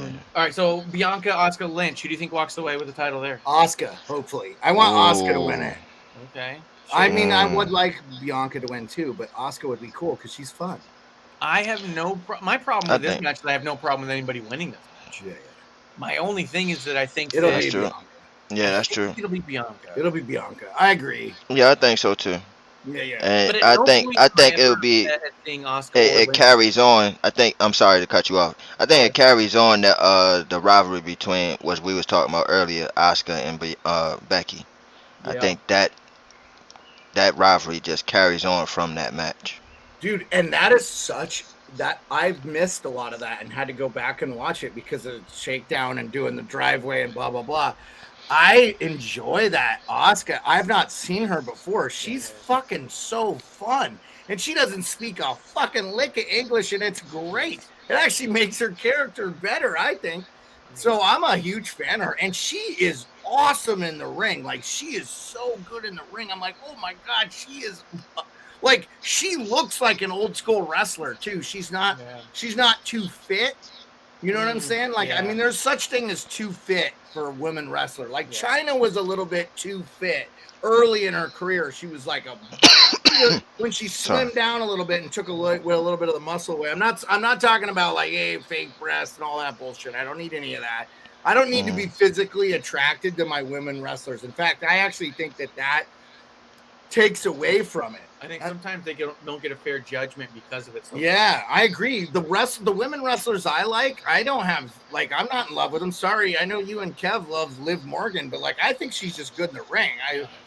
I'm getting old enough too where these girls are pretty young, so I feel like a dirty old man. Right. The one girl from NXT, I'm she looks 12. It just doesn't look right, dude. But no, I love all three of these. I do think it's going to be Bianca, but gosh, man, Becky Lynch is so good, and Asuka is awesome in the ring, man. And she, you know what? I actually love the people that are great in the ring that aren't necessarily great on the microphone. And because I think sometimes they have to overcome more to sell their thing, or they have to have an MVP. We see with Omos. Let's go. What do you got next for us? Kevin Owens and Ezekiel. Shakes. What do you think? Oh my God. I think Kevin Owens versus Ezekiel. I think Elias interferes in the match. That would be awesome. Yeah. I think we're gonna have Elias interfere in look at Shakes trying to figure out how they're gonna get Elias to interfere. How do they do Elias interfere? Because here's the problem. So we know in reality that Ezekiel is Elias. I don't know. Right. And he shaved the beard. Right. He shaved the beard, right? Right. So that beard was legit. That is Elias. Yeah. It's younger brother, so far as I can tell. Well, no, it's not. You're a liar. Yeah. I seen a You're a liar. Yeah, you didn't see the picture together of them? Yeah. Y'all all are liars, bro. Hey, Y'all are all liars. hey, not to get off the subject, but don't you love Ezekiel's Ultimate Warrior gig? I mean, I love it. basically his uniform is like a homage to the Ultimate Warrior. Yeah. Except for his character is nothing like the Ultimate Warrior, which makes it even cooler. It's funny too because he is so subdued. He comes out, he's real calm, and Yeah. I don't know, man. It's good. I'm a huge fan. I was so hoping Sami Zayn would leave with Kevin Owens because what Sami Zayn sells is good. Marsh is the one too that got me on the Sami Zayn thing. He is so brilliant. Another guy that they can just hand any fucking story to and say, "Here you go, Sammy. Fucking take it and run." And it's the most intriguing stuff. I told you, I'm actually interested in the bloodline. If he weasels his way in there, he could carry that story for another year and a half on his own. That's how good I believe he is. Yo, I swear, that was my favorite segment. I love them together, man. Kevin Owens and Sami Zayn, man. Yeah, and they was in that ring together. So good. And he was like, and they was like best friends, and they was like complimenting each other, like, I love what you're doing over there, and I love what you're doing. And oh man, that's clearly Elias. And then he's like, okay, but you know, you're not really in the bloodline, right? It's like, what do you mean? Like, yes, I am. Like, no, you're not in the bloodline. Okay. If you're in there, let them come out right now. Come on out for Sammy, and they ain't come. Oh man, that was so hilarious. And he goes back there like, what's going on? Am I in the bloodline or not? It's like, and I love their response. Like, yeah, you're honorary Oos. Yeah, you're honorary Oos. Yeah, sure. I love how Sammy called Kevin Oos. He's like, well, you know, you're having a good time over the locker room later, Oos. He goes, you just call me Oos? Well, you know, you spend so much time with them, it kind of rubs off. Yeah. Probably not recommended, I'll just say, as a PSA. Yeah. Don't be a white guy and go up to a bunch of Samoans and call them Oos. Okay? Probably not the best. Just saying. Not the greatest idea. Plenty of Islanders here in Alaska. I would not do that shit unless they told me. Yeah. Although when I met the Usos, they called me Oos, and I thought it was cool. That is cool as fuck. And that is happened. I was like, yeah, but you didn't go, thanks, Oos. Yeah, I didn't go like, yeah, you know, Oos. Fanned out. You're like, we're not worthy. Right, fanned out. He fanned out. Yeah. I would have fucking told them to go fuck themselves if they called me Oos. So I ain't your Oos. I'm not your Oos. I can't stand you. Hey, what did you guys? Speaking of which, did you see the Paul Heyman video where he went after a fan and the Usos restrained him from going into the stands, and then Roman Reigns like hugged him and shit? So the fan must have said some vile shit to him or something. Paul Heyman plays with the fans. Oh, does he? Okay. So it was fun. Okay, it was all good. Oh, it was hilarious, man. Okay. And just to see, like, you know, Roman Reigns just open his arms like, come on, it's all right, Paul. And Paul just like, okay, all right. Yes. I feel better now. Not only Paul, though, but Paul and Roman and the Usos, they all play with the fans. I would do this. I go like this. Nice haircut, Paul. Yeah. That's what I would do. I would just not. You look good. Yeah, hey, Paul. Yeah. Just let it all go, brother. Yeah. Grow the beard, too. Can you imagine Heyman with the beard? He'd look bad fucking ass. Actually, yeah. Everybody looks badass with a beard. I'm just telling you. New PSA. All right. Yeah. You have a fucking beard. Yeah. Noted. But yeah, so the Kevin Owens, Sami Zayn segment, probably one of the greatest segments of all TV history, should go down as an all-timer. And Kevin Owens is definitely winning that one. Dude, as soon as Sammy was all like, dude, those guys, obviously, same guy. Kevin went from like having a like, you know, reaction face to just dropping into like the most serious looking face, and then just dove in for like a hug. Like he was like, I'm so happy you said that. Yes. Oh, that was hilarious. That was hilarious. Like, it's like, thank you. You don't know how much that meant to me. Yeah. Oh, that was. He turned on me. Goes, they're clearly different people. One has a beard, another one doesn't. Yeah. Oh man, them together, man. They're hilarious. They are legit magic, and it's wild to think where they came from, how they got here, and all the things they were told along the way. Like when you think about people who never should have been here, those are two of the top guys who never should have made it to WWE. But they're so good on the microphone. They're such good story drivers. They're awesome. Yeah. You can't judge a book by a cover when it comes to those two guys. No, sure. and you can't judge even the work in the ring when it comes to those two guys. You can't look at those two dudes just sitting there and say maybe two of the greatest professional wrestlers in the history of time. But the second you've seen them in one segment, you go, that might be one of the greatest guys in the history of time. If you know what you I mean? don't like them, I don't think you understand wrestling. Because I think it's like those are the guys that keep the pages moving. Yeah. I mean, Kevin Owens, in my opinion, gave Stone Cold Steve Austin the send-off that he richly deserves. And I will be ever grateful if that's the only thing he ever did great. But every week he does something that I'm like, he's so good. That did feel like a retirement party. Like it wasn't just like fucking awesome. That you don't need him losing to The Rock. Stone Cold's fucking 5,000 times bigger than The Rock. The only reason The Rock is big is because he's big in movies. If Stone Cold wanted to do movies, which he did not want to do because he decided he didn't fucking like them and didn't have the injuries, Stone Cold Steve Austin is hands down the greatest fucking wrestler of all time. The best fucking storyline ever is Vince and Stone Cold. That is the greatest of all time. The greatest. You cannot convince me. Yes, I'm wearing a WrestleMania Steve Austin shirt, which you can get at WWE Shop. WWE Shop. I'm just saying. I love Stone Cold Steve Austin for a multitude of reasons, which we've fucking gone into ad nauseum. I don't want to go down that road. We're talking about Kevin Owens, who got that piece of advice from Stone Cold Steve Austin and said, learn the fucking microphone, kid. Fuck the moveset. And Kevin Owens did kind of fuck the moveset. He asked Stone Cold to borrow his finisher. He doesn't. Who cares? And actually, the stunner should be a part of your moves then. Okay. Yeah. I'm just gonna steal the stunner from you if that's okay. But I'll tell you, I appreciate it. Because honestly, some of these finishing moves look scary and dangerous. So I'm like, hey, just go back to the shit that was working years ago. DDT. The RKO is the best one of all time. Even though I'm a Stone Cold fan and I love the stunner, RKO is fucking awesome. It's such a fucking great finishing move. It is the best of all time. But I am a huge fucking fan of what Kevin Owens and Sami Zayn do. And they could be a tag team. That would be epic. They could be.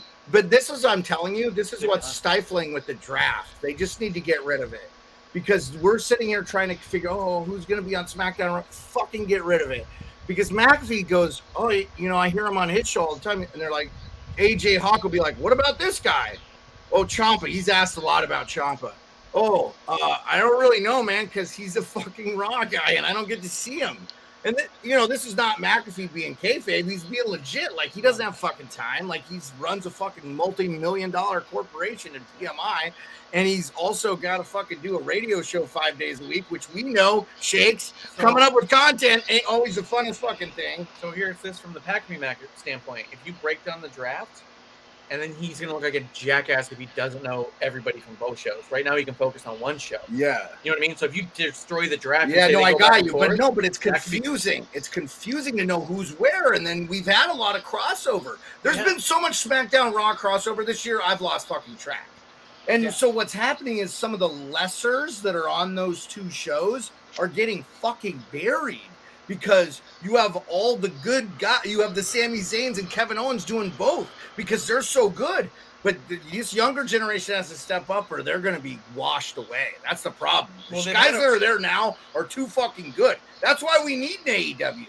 So some of those lesser stars can go shine. Nothing against, I fucking love Jericho. I never got Daniel Bryan, but I like Jericho. I think he's one of the best heels of all time. He's way better fucking heel than Roman Reigns. He didn't have to cheat half the fucking time. He actually won every once in a while. He was a fucking good goddamn wrestler too. Yeah, I know. I get it. It just looked better then. But cleaner cheat.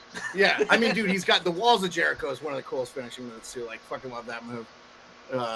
And I love him on the microphone. I think he's one of the best on the microphone. An issue they've had when they've destroyed the Bland script before is that the lesser guys on the shows don't just get buried. They literally go away. That's what I'm saying. And that's a problem. That's what I was worried about as a WWE fan. Is like, you keep telling me about all these cool and exciting people like LA Knight, who's not going by LA fucking Knight. Again, why build a name brand and then change it? That one I don't get.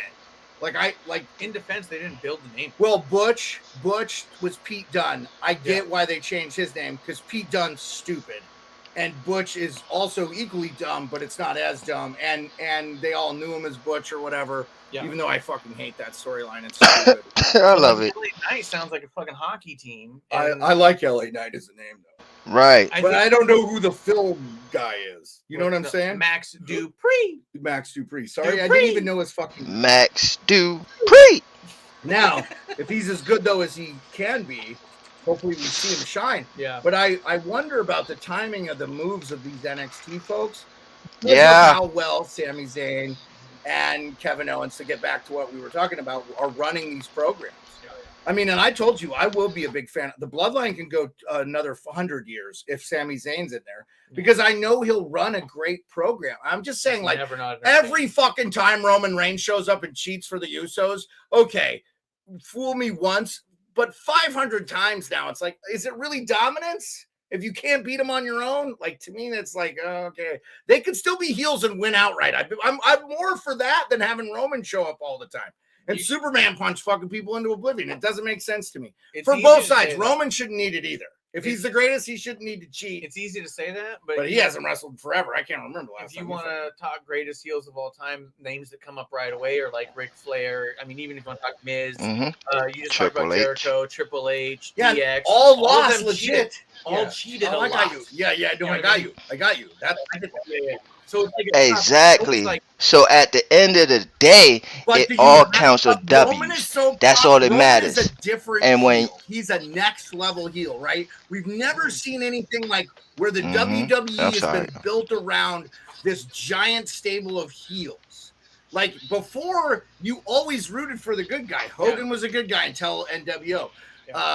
Even Andre was a good guy back before WWE and shit. So, Ultimate Warrior, good guy. Stone Cold, anti-hero. Rock, anti-hero, but good guy. But, like, also heel. Once Hogan did the NWO thing, I think they're like, oh, wait a minute here. There's something to the good guy being like, oh, I'm fed up. I'm going to be a heel too. Fuck you. And so everybody was like, okay, I get it. So they have the book written on what works and stuff.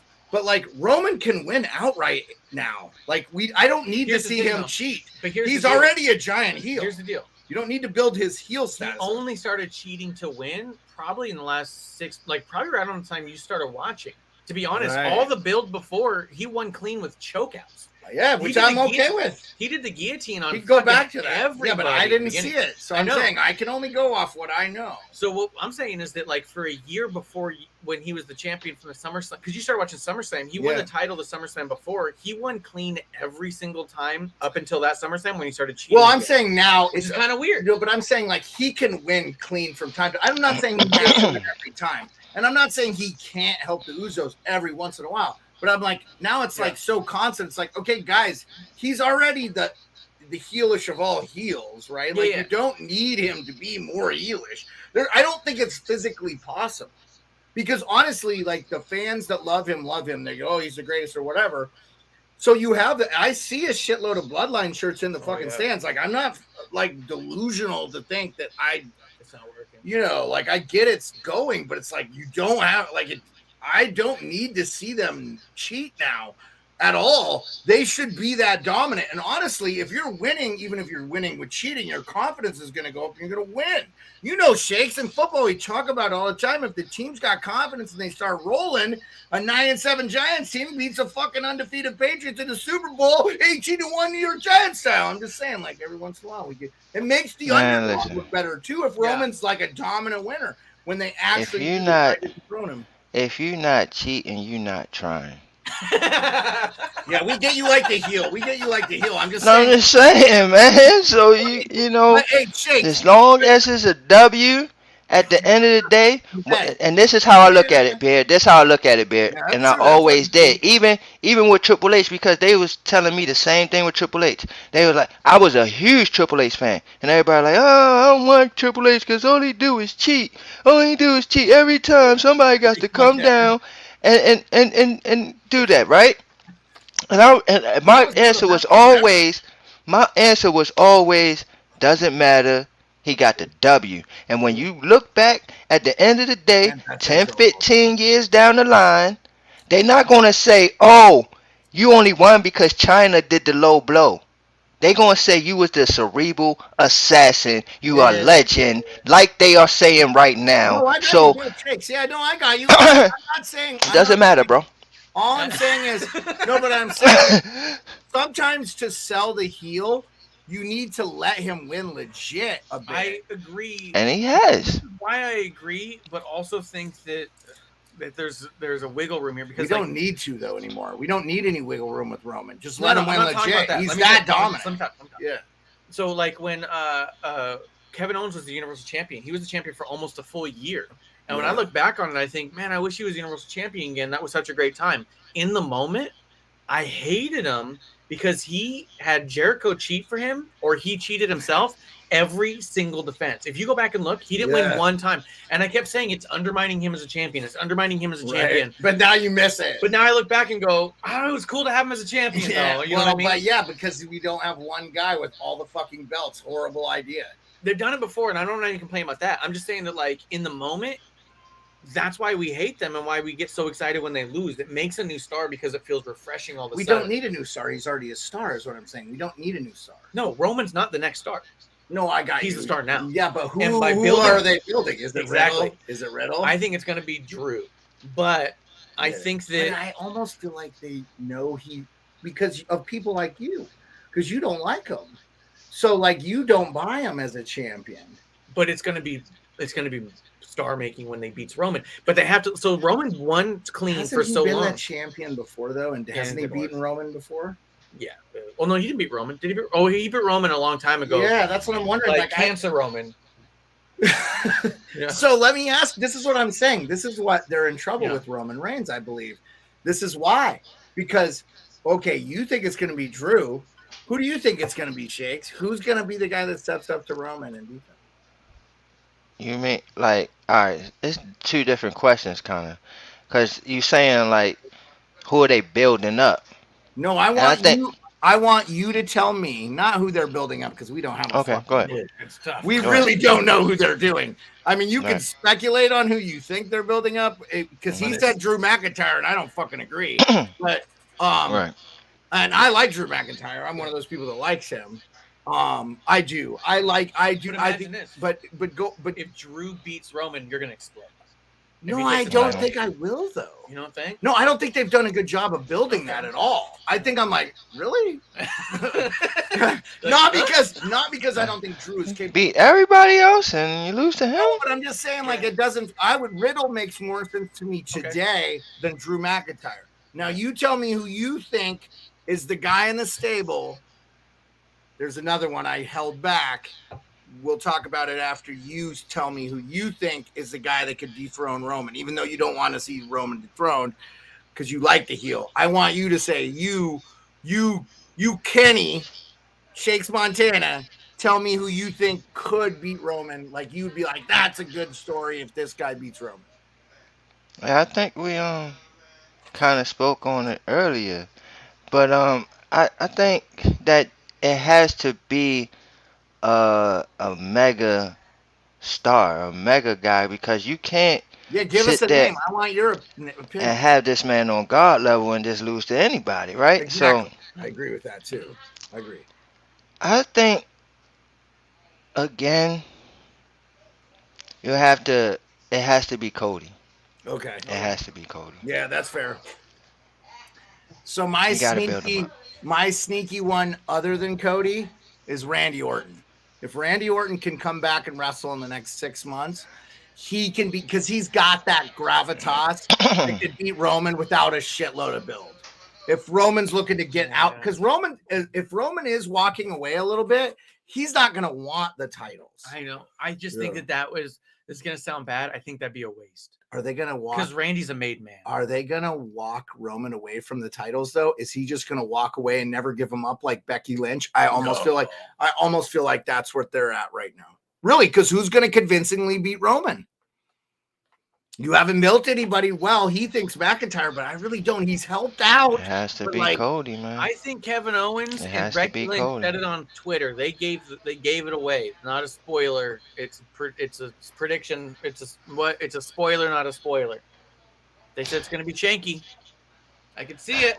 Well, I mean, I saw more Oh personality. my gosh, I that saw more personality horrible from Shanky dancing. than I've ever seen.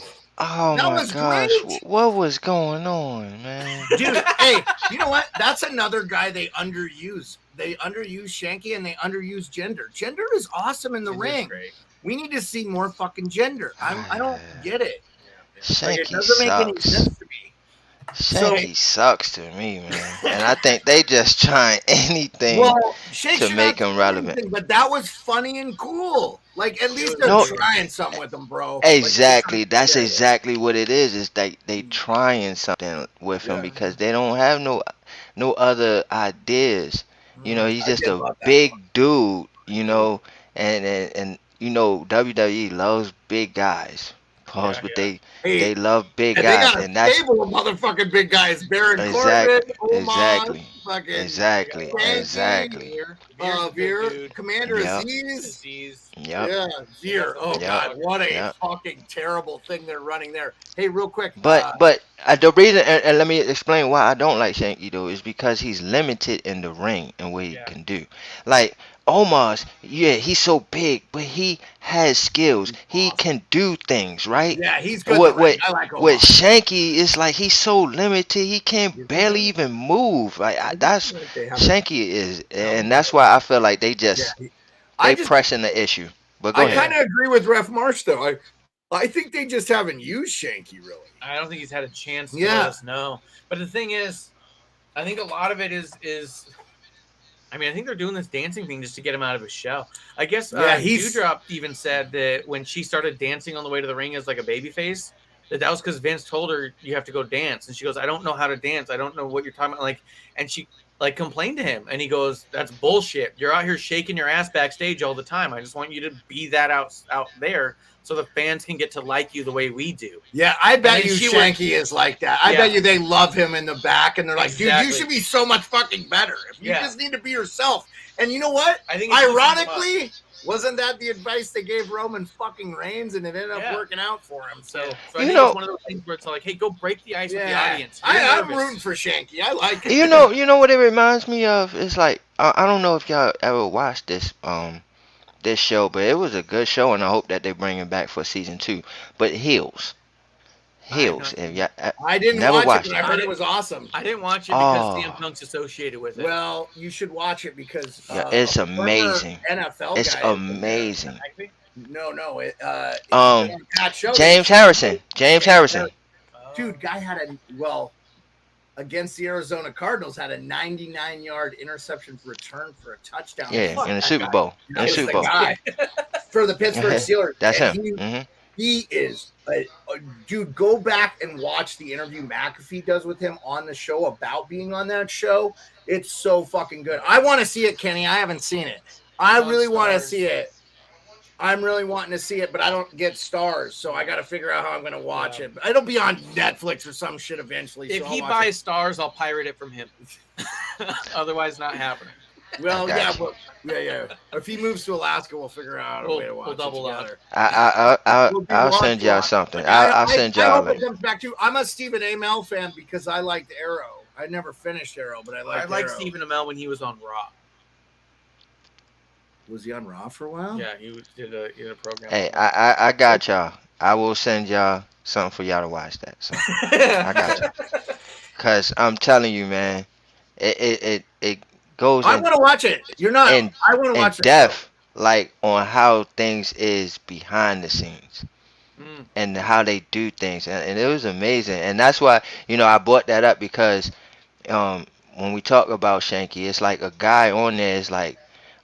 They were struggling to try to find his character on the show Heels. You know what I'm saying? And on the show Heels, they were struggling to find his character, but everybody in the locker room loved him. They loved him and they was rooting for him.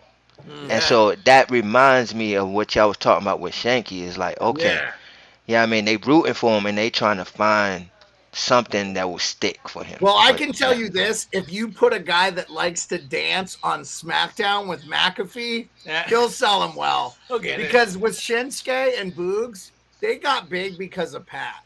Pat was like the third member of that team that no one ever talked about. and he was selling the shit out of those two. And if you get Shanky on there, I really hope I'm rooting for the guy. I root for all these guys, like these guys coming up from NXT, and like you were talking about, like I want to see. And Marsh and I were talking about this the other day. We were saying, what AEW stars would we like Britt Baker? She's a Pittsburgh gal. That's where McAfee's from. I'd love to see her on WWE. And then Hangman. Adam Page or Adam Hangman Cole. What's the guy's name? I think Britt Baker would kind of get lost in the wash in WWE. You think because we have so many good women? That could be too. And I feel like she's a big fish in a small pond. She is. And I think that's the biggest problem she has. But we'll talk about it another time. But yeah, her being she's not getting any better in AEW. And I think she's going to be around better talent and bigger talent to get better. And I think she could, but I don't think she wants to. I think she's happy doing what she's doing. So she also is a dentist, so she can fall back on that job. Yeah, she's good. Bobby She's Lashley good versus no almost an MVP. And then her husband. Bobby, who? Bobby Lashley versus almost an MVP. Who do you got? Bobby. I told y'all, man. Bobby Lashley is over. MVP is the X Factor now. Like now that Omos got MVP, it's over. Bobby Lashley can't win no more. Oh, you say Omos or MVP then? Yeah. I think Bobby Lashley wins. It's inevitable. Nope. I think Omos has to win it. Yeah, I think he has to. I won't have a problem with Omos, but I just think Bobby's gonna win. My opinion. I like Bobby more, but I think Omos has to win it. At this point, he's losing too much. I like Omos. Yeah. Because he did actually lose to him in the last pay-per-view too, didn't he? He won he lost like twice in a row. Yeah. This is Omos. You guys are right. I got to change to Omos. Omos and MVP got to win this one. MVP is so good, by the way. So good.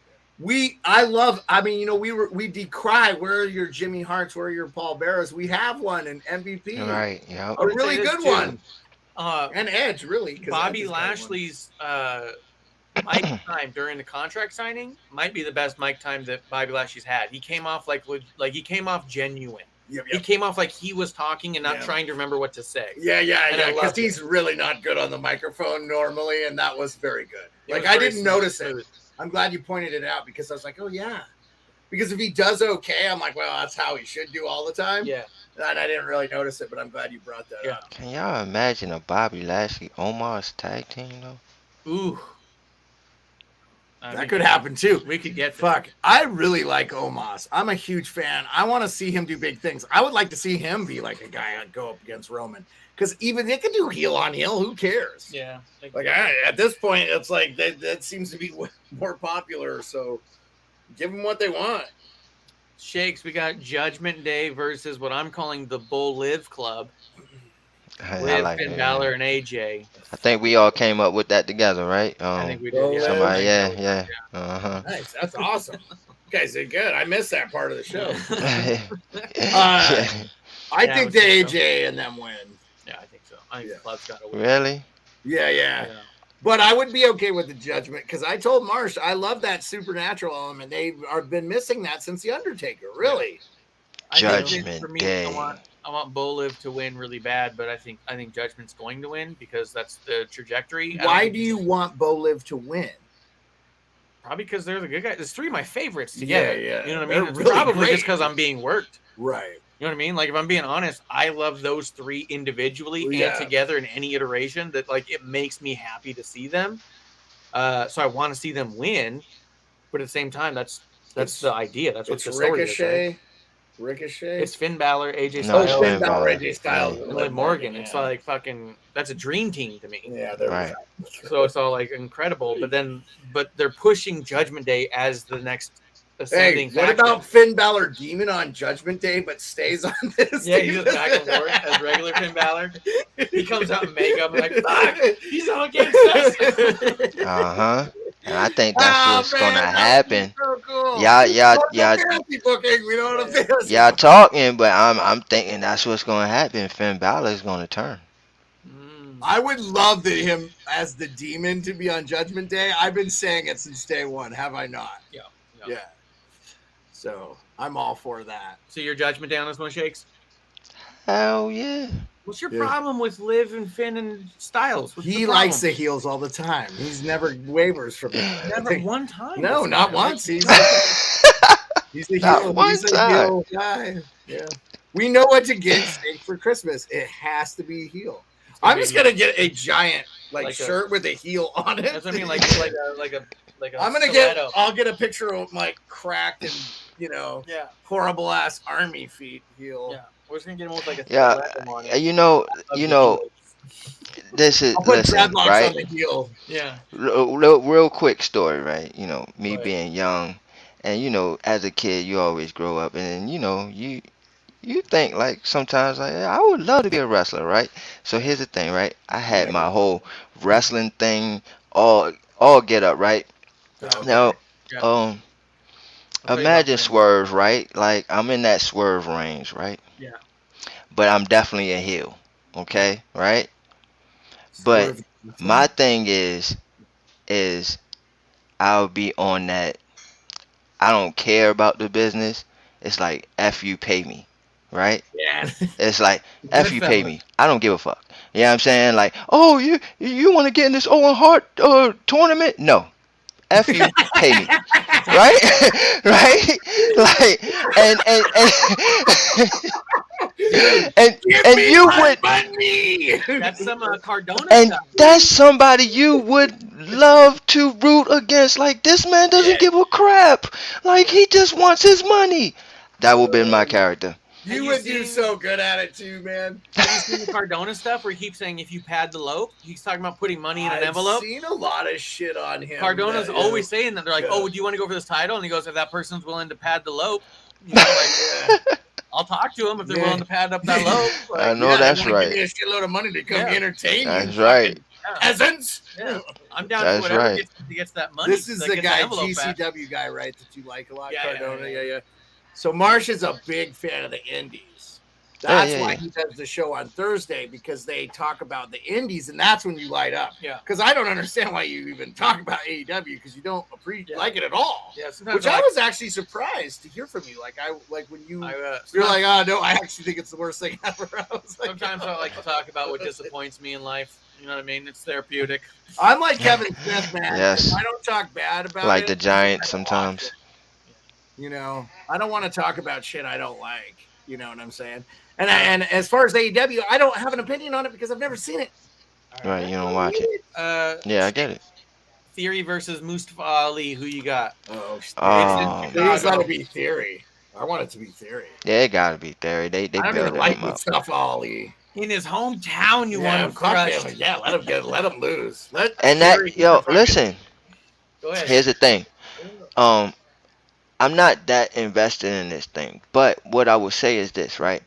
That's us. What I would say is that in his hometown, what best way to build someone heel status than to have that man beat him in his hometown, right?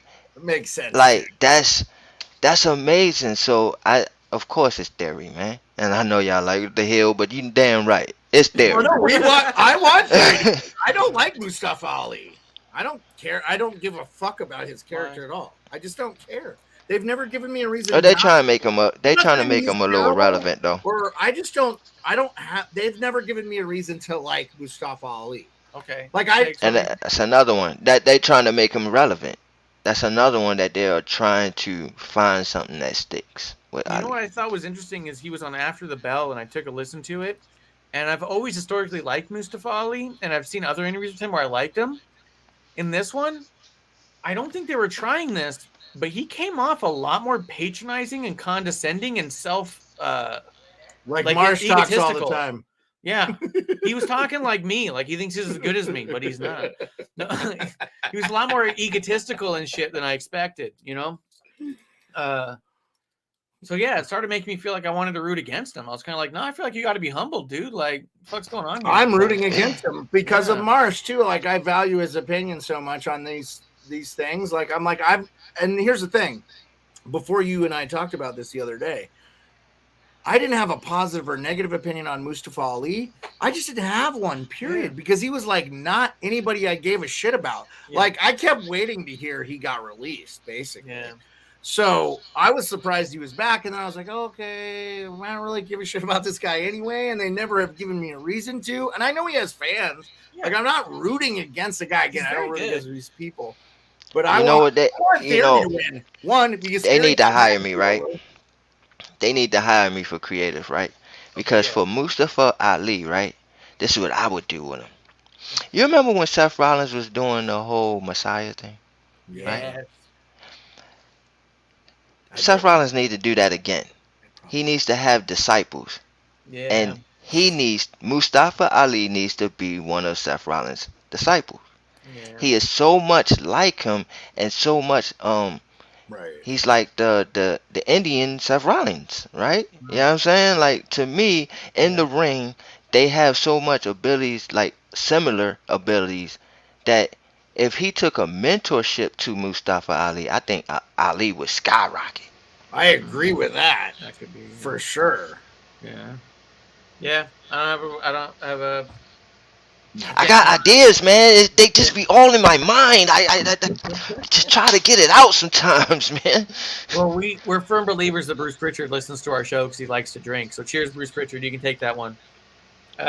Was he still working for WWE? Yeah. Oh, okay.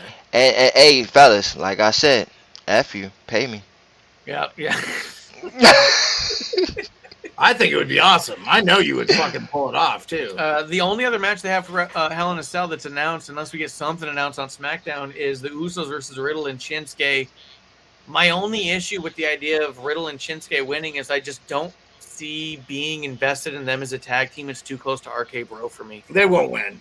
The Usos will win. I don't know. They might. Yeah, I don't think. I think the Usos will win, and the Usos should win straight out, honestly. Because you know what? They could just plague on Riddle being emotionally damaged because his best friend Randy is out there. He's injured. And plus, they the twos. Or go on. Riddle and Shinsuke win because Randy isn't injured and he comes back and fucks up the Usos, which would be fucking awesome. That would be wild. I hope that happens. That would be wild. But it won't, because we can't have nice things in life. Just saying. Since 1990, fucking whatever. So yeah, dude, what do you think? What do you think of that match? Which one?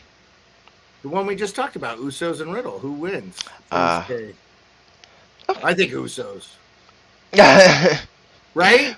just said it. Yeah, it's definitely Usos, man. There's no way. There's no way. Again, I think it's to the point where you have to have a team that is a mega team, like a team that is just over the top, that's going to be able to take those belts away from the Usos. You can't have them just lose the belts to a team. You just threw it. Yeah, they could have. Yeah. But you can't throw a team and just throw them up together and just say, okay, now y'all gonna be the champions. Y'all beat one of the greatest tag teams all time. No, can't do that. Yeah, that makes no sense. But you know what I want though? Okay. They need to build up the Street Profits. Like, they have to build up the Street Profits. If they build up the Street Profits, they can have enough stature to be able to take those belts away from Usos. Really? That's cool. Yeah. Ref Marsh, I can't speak for him, but I know he fucking hates the Street Profits. Am I right? You fucking hate because I think they and it's because they misused though. Like, they are misused. Yeah, he's like, not if they was a heel, and I had this this conversation with Ref Marsh. Like, if they were heels, if they were heels, it would be way better, because how brash and how cocky they are, you really want to root against that guy, but they want him to be so good heels. Yeah, man. Like, as we were watching Raw, I was like, oh, they should just make them. They're also so annoyingly loud. I usually turn the volume way down. Here's the other thing, just on the Street Profits real quick, the Miz TV segment with them, They keep doing this with them. They spent half of their fucking promo time putting over matches on Hell in a Cell. Yeah, and I'm like, didn't make a ton of sense. I was so pissed because I'm watching the Street Profits in the ring with Miz, and all they're talking about is Seth and Cody. They're talking about fucking Usos and Riddle, and I'm all like, but who the fuck are you, and why should I care? Yeah. You're telling me why everyone else is awesome, and I need to watch the next show, and you're making me realize I don't need to watch you. You're He a fucking said that. commercial. He did say that kind of like as it was going. That's down. a great point, right? And I noticed that too. But I think that's the gift and the curse, to be honest, because I feel like because they do that, they so great at that. It's like promoting. They promoting, and they getting you juiced up for those matches, right? Yeah. And I think that's why WWE. But you don't need but it. no, I get it, but that's why WWE loves them so much. No. That's why the company loves them so much. Is because they do things like that, and it promotes and juices up for their matches. The problem, and that's why I'm saying it's the gift and the curse, is the curse is that now you're not boosting up your brand. You're not boosting up yourself. So you're boosting up everybody else, and that's where everybody else get these matches, and you don't. Yeah, but the thing is I don't think they're doing a good job because they're so annoying when they do it. I'm not more excited when they go, it's Cody. I'm all like, okay, what the fuck are you talking like that for? Yeah. I get it. It's Cody, but Cody's doing a bang-up job talking about his own program. You coming over there and trying to be a goddamn cartoon about it doesn't make me care about the match more. It makes me care about you less. When he made that point, I was like, oh yeah, why aren't they selling their own stuff? Yeah, like who they the should fuck be are saying. you? And I think Shakes was saying initially though you were out for it. He feels like they are misused, and he would like to use them in a different way. And so that like that would be good. I want to see all these programs be the best they can be. I want to see these guys, these wrestlers, make the potential that we think they can make, so we as the fans can be entertained. The people like you that root for heels, the people like me that root for baby faces primarily. Even though I like good heel stuff, it's just like the story needs to be right. Like, write a cool story. Like, man, I kind of want something like Bray Wyatt. Like, I would like to see that. Now I'm sad I missed a lot of that. Yeah. But it also seems like the WWE missed a huge opportunity to make him champion like multiple times, and that would have been. Yeah, they could have really ran with that one, and he could have been one of the best heels of all time. They dropped the ball on that. If the story's right, and I mean to take it to sports, if it's the Rangers and the Capitals, you both are watching TV, screaming at the TV. And you don't hate each other by the end of it, no matter who won, right? In this house. I mean, no, fuck the Rangers. I'm not rooting for them. I'm not saying you're rooting for them. If they're against the Capitals, you're rooting for your team. But your wife is rooting against that team. And at the end of the day, you still are happily married. Pretty much a Rangers fan. If we're not playing each other, I'm pretty much a Rangers fan. Like, but it keeps people invested in it, regardless of like I think some of the coolest shit you see in sports is you have two rival team fanatics go watch a game together because they can yell at each other and have fun, but at the end of the day they're having drinks together. They're hanging out, you know what I mean? Like, and that's what he's saying here, is that like, even though you like the heels and he likes the baby faces, you guys should be rooting against the different people. Well, we want a good story ultimately, but you both want to be that invested, and since it's not a team sport, you got to be invested in the characters for their reasons. But I liked the a lot of the heel stuff too though. Like I said, like the Sami Zayn, Kevin Owens will be like, they're goated. I don't like no baby faces. I don't like no baby faces. I get that, man, but Cena was the shit. You like Max Dupree? Do I like? Look, all right. So here's the thing, right? He's starting to grow on me, though. I'm gonna say that, right? Because like at first when he came out, I think I was first introduced to him. He was in Impact Wrestling, right? Yeah. And it just came off like, no disrespect, but like a white rock, right? Yeah. Like everything that he was doing, it was like the Rockish, and I'm like, it just ain't. It came off wrong to me at first, right? And then I would say, like when he went to NXT, and I was like, oh Lord, now I'm gonna have to hear his corny self over here, right? but he surprised me at NXT because I like the yeah. Yeah. I was like, okay, I can rock with that. Okay. And now he's with the Max Stupri. I'm like, okay. All right, he's warming up to me. I'm getting to it. He's warming up. At first though, no, I didn't. I thought he was really cheesy and corny. Now I'm seeing a vision. I think it's WWE creative. I'm excited to see where he takes it because he's the kind of guy you could give him whatever it is. He could have made Bastion Booger work. You know what I mean? Yeah, he's awesome on the mic, man. He's awesome on the mic. Just a couple things real quick. I'm really happy that Shotzi's getting time every week to talk. She's been coming off better and better every week. She hasn't done a lot in ring yet, but her time on mic has been awesome. And I think what it really shows is we're building Shotzi to Ronda. And I think that if you look at it, you can see the seeds planted. If you're not looking at it, you think that they're just having her do nothing. She's talking constantly about the title. She's constantly talking about the championship. She's talking constantly about being undermined. They're building her to have a match with Ronda at an important event, probably a SummerSlam. And I think that's pretty fucking cool. That's an interesting perspective. What do you got then? I'm still on this.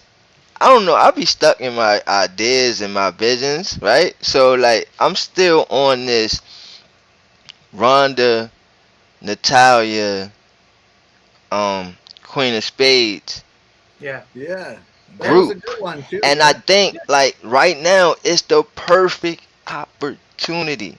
Oh, yeah. Like, do it. It's the perfect opportunity for Ronda Rousey to make a heel turn. Right here. So, do you think she does it? I think she's. I'm on that. Shotzi could be babyface in that program, no problem. Yeah. And they might want to do that for Shotzi too, because the fans. Nothing against Ronda, they might be. But I don't know. I feel like Ronda's gotten a pretty good pop since she's been back, and I've been, I have not hated but it. Look how much it would go over the roof if she was a heel, though. Yes. Yeah. People will be invested. I think actually you guys are both 100% correct. I think that's what Ronda was selling her fights as a UFC fighter. She was best as a heel. Yeah. She sold the fights. I mean, she was in the Hall of Fame the moment she fought in the UFC, right? Because Dana White notoriously said they were never going to have female fighters ever. And then Ronda was like the draw that everybody was like, yeah, we got to see this girl because she'll like armbar you in 15 seconds. So so I'm with you. I like Shotzi too. I know you've been a big fan of her, and I'm glad we're getting to see a little bit more of her. I noted that too. I agree. Like, give her, she deserves it too. It's good. Yeah, let her talk. She's really good on the mic. Yeah. Also well in the ring. So I would get behind her as a babyface title contender there for the Raw Women's Championship. You don't have to keep it on Bianca forever, because I feel like Bianca could hold it and Bianca could get it back. Well, she's SmackDown right now. So Ronda Championship. SmackDown. Oh, that's right. I'm sorry. Yeah, but even then, Charlotte, SmackDown. But you could even get to a point where you have her as a believable contender against Ronda. Maybe she doesn't win. Maybe after some sort of draft, she's on Raw, and she could even take it off of somebody down there. I know. My bad. But you could get there. You could get there. Shakes, any thoughts on Shotzi? Or do we hit? No, I think she's in that Liv Morgan range. Yeah. It's like they want to do something with her, they just don't know what. Yeah. And the fans are wanting it, but they just don't know how to go about it yet. That's where they're at with Alexa too. They just don't know what to do with her, so they're just putting her out there every week, and we'll get there when we get there. I think that's crazy. I forgot that she was a 5-time champion too. Like, man, that's amazing. First ever person to hold the Raw and SmackDown Women's Championships. Becky Lynch? No. Well, she's the first one to hold them at the same time. Alexa's the first one to win on both shows. Oh, Alexa Bliss? Yeah. Mm-hmm. Yeah. Hey, the Michael Cole thing. 25th anniversary today. Yeah, 25th anniversary of Michael Cole. So cheers to Michael Cole. Yeah. 25 years of goatness. He's missed 2 shows on Nate Fly's commercial. Oh, yeah? Every time. And he's, because of cancellations and shit, to only miss 2 shows in 25 years. That's pretty Michael Cole. You know, legend. You love him and Pat McAfee. he is, and I can remember when he first got put in, because a long time it was Jerry the King Lawler, and then it was JR. Yeah. And then once JR started to I think he had the stroke and everything, and then he started to go out. Michael Cole started to step in. Yeah, and he was doing Raw and SmackDown. And if y'all can remember, people ain't like Michael Cole because of that. Like this ain't no damn JR. What the hell is he? Right? Who the hell is Michael Cole? You know, and I think Michael Cole, right. And then Michael Cole put in his dues, man. I mean, he stayed true. He stayed there. He even had a WrestleMania moment. You know what I'm saying? So, man, yeah. Shout outs to Michael Cole, man. He put in his dues, man. Just like the Miz and guys like that, man. They put their dues in, man. Yeah, I'm a huge fan of Michael Cole. For sure. The only thing I wanted to say about any of the shows was the Drew McIntyre at the end of SmackDown is really starting to get into the behaving like you're talking area. The kind of area where I was saying before, I don't feel like he ever was. He kept not behaving the way he would talk. He'd say I'm a good guy, but then do asshole shit. Oh, so you're liking what you're seeing from Drew McIntyre is what you're saying. First time on the record? Is what I was trying to say. Yeah. It's the first time I've seen him do something and behave a certain way that was conducive to what his character is meant to be. The fact that he joined this team, the New Day, that was struggling to get their revenge because they were down a guy. He joins them, and at the end of the match, because he is the main eventer, former champion that is Drew McIntyre, he cleaned house with this tag team and then gives Xavier Woods the tag so Xavier Woods can get the elbow and the win and the revenge over his bullies. That was a super cool babyface move that I thought was awesome, because I think that 6 months ago, Drew McIntyre would have taken the win and then winked at the guy like, I got you, bud. And you've been like, yeah, but you're a dick. You know what I mean? This was one where he's all like, go ahead. I've set the stage for you. Go ahead and get your moment. That was so cool. And dude, I got to tell you, I had a huge problem with them bringing up the Big E thing. I thought, especially because Ridge Holland was the guy that fucked him up. Dude, come on, man. That's a fucking low. I get it. The fans know. So they want to keep it kayfabe part of the story. But he legit got fucking hurt because Ridge Holland tried to do a belly-to-belly suplex or whatever that fucking move was and couldn't pull it off because he's not half the rookie. Right. He is. Yeah, he's a rookie. That was a rookie. And I'm not trying to. I'm sure Ridge Holland in real life feels fucking terrible about it. But to me, we don't. It's a rookie mistake, man. It's a rookie mistake. That I'm not saying it's very severe and went wrong, man. And that's the business it is. You know, that's why it's so masterful that everything got to be perfect the way they do things, or the wrong move or the wrong turn, you can get fucked up, man. I'm watching that pay-per-view, and we'll talk about it tomorrow. But man, what was Darby Allin was fucking himself up, bro. Oh my gosh, man. It was he made mistake after mistake, and he was hurting himself. I mean, so you gotta be definitely perfect on these moves that you make sure that you don't get hurt. So I admire what these guys do. Yeah. I will say, in defense of wrestling as an industry, they've never shied away from using real injuries in storyline.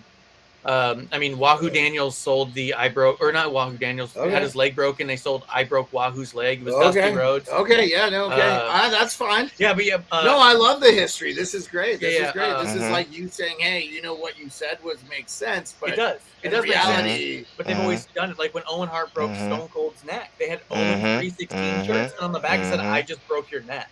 Right? He broke Austin's neck and made a shirt out of it. Yeah. You know what I mean? They've always, if it happens on off TV, a power driver. Ignoring it. Off a power driver.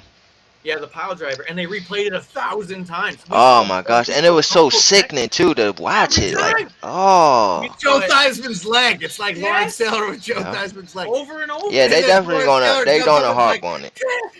The guy who they definitely gonna harp on it because it makes it so juicy when Big E does come back. It's gonna be, oh man, he's coming back and he's coming for you. You know, and that's just gonna be and then they're gonna replay this moment again. All I'm saying is it doesn't need to be a part of the storyline. We already have, like, they're still running that thing with New Day. Yeah. So we're constantly reminded that Big E isn't there, and we know why he isn't there. I just am saying, like, WWE, I get it, but it doesn't need to be a part of the storyline for me to want those guys to get their asses kicked. And that's why I'm kind of like, how long is he going to be out? I know it's a neck injury, so I don't know. Yeah, You know what I he mean? may We never don't come know, back. right? You're But right. Never. what I'm He may saying never is, come it's back. like, and exactly, right? And what I'm saying is like, they keeping this storyline alive, and it's like, all right, should he be coming back soon then? Because a lot of times you will want, like, out of sight, out of mind for a while. Yeah. So you'll want that to just get out people's heads for a little bit. So by the time he does come back, they'll be like, oh yeah, I remember that. That's why he's going after him. You don't want it to be like, oh, okay. Oh yeah, I already seen this shit last week and shit. By the time he come back, we gonna be sick of it. Yeah, no, I get that. I think there's a balance between being with too distasteful, but it's also, like I said, they've never shied away from saying there was a real injury here and this is how it happened. I think part of that also is to discourage kids from fucking around too much. To be like, look, you can get fucking hurt, and these are pros. Like, but That's fair. It's a balance. I think. I do think that there's a certain point where we go, I get it, but there's a certain point for them where they say, like, they almost have to, like, feel like, I think sometimes they feel like they have to explain stuff to new fans every time. You might not have seen them, but this happened. Like I said, when Owen broke Austin's neck, we saw it 4 or 5 times an episode every week for months. Yep. I've seen Big E's injury a lot lot but I also get that that's fair. there is moments where you think that this might They're be not poorly- replaying it. They're Yeah, not replaying Big replaying E's. They Uh, didn't replay it very much, and I Yeah. respect that. It could feel distasteful at times. I don't disagree with that. I think I kind of see both sides of it where I don't disagree with either side, if I'm being honest. If I'm gonna say something critical, it's gonna be something like that, Yeah. where, like, I don't need that to be a part of the storyline Yes. to want to see these guys get their asses kicked in. yeah. Okay, yeah, like, I'm I already want that, so you don't have to bring that up because now it makes me want to shoot them. Yeah. You know, so I'm like, like, I don't, like, I already am angry enough as a fan at that group. To have it be part of the storyline, I thought was a little bit distasteful. I bet if you ask those guys, they don't want to do that. Like, they're like, we're kind of being told we have to say this. No, the most Mhm. funniest disrespectful thing I ever seen in WWE history was Big Boss Man and the Oh. Big Show. Oh, Do okay. y'all remember that? No. When the Big Show father died, and the Big Boss Man made a poem about it. And at the end of the poem, he said, I am so sorry your dad croaked. I lost it. I said, this is the most disrespectful thing I ever seen in my life. So this thing doesn't compare to that. That's a disclaimer on that one. Big E's entry, but I just didn't think, like, I again, like I'm saying, it's not needed, in my opinion, for the storyline. I think the vitriol is there. Yeah. I think they could do without it. I'm not saying, oh, don't have it be a part of the storyline, but, like, it doesn't need it. Yeah. Okay. I mean, if they built it up enough, you don't need the injury necessarily. Yeah, we don't need it. We don't need to hear about it. And then the bummer part too is it sounds like his healing process isn't going as smooth and quick as they anticipated. Oh, yeah. It's already got complications. Of course, it's the fucking neck, dude. Yeah. We may never see him again, man. Fucking, it was a heartbreaker because, you know, Yeah. he's an afterthought of being a WWE champion right now, and Yeah. he was one. And Yep. he is awesome in the ring and on the microphone. He's a dude that Yeah. if he came back and couldn't wrestle, he would still make an amazing GM. Yeah, we Or would love it. official. Yeah, You know what I yeah, mean? He still needs to be on screen. yeah. They have to. Yeah, we can't not have him around. He's just Yeah. too good a voice and everything. Well, I mean, Yeah, Lex really doesn't he's want to. great. Yeah. He's fucking great. And he's, you know, like, I root for the little guy. Like, Big E is a big dude, but he's the little guy. Yeah. You know, Yeah. he's not that tall. He probably was told he wasn't ever going to amount to shit athletically. And fucking the dude is a monster in the ring. So I'm such a huge fan of him. Yeah, counted out a lot. Yeah, I really just want to see him just like, Yeah. get back on that starship a little bit. Oh, he's a bodybuilder, right? Yeah. Yeah. Well, he was a football player. Yeah. I mean, love the guy. Yeah. Love that group. Shakes, was there anything else that happened on any of the WWE shows that you wanted to hit on before we have last call?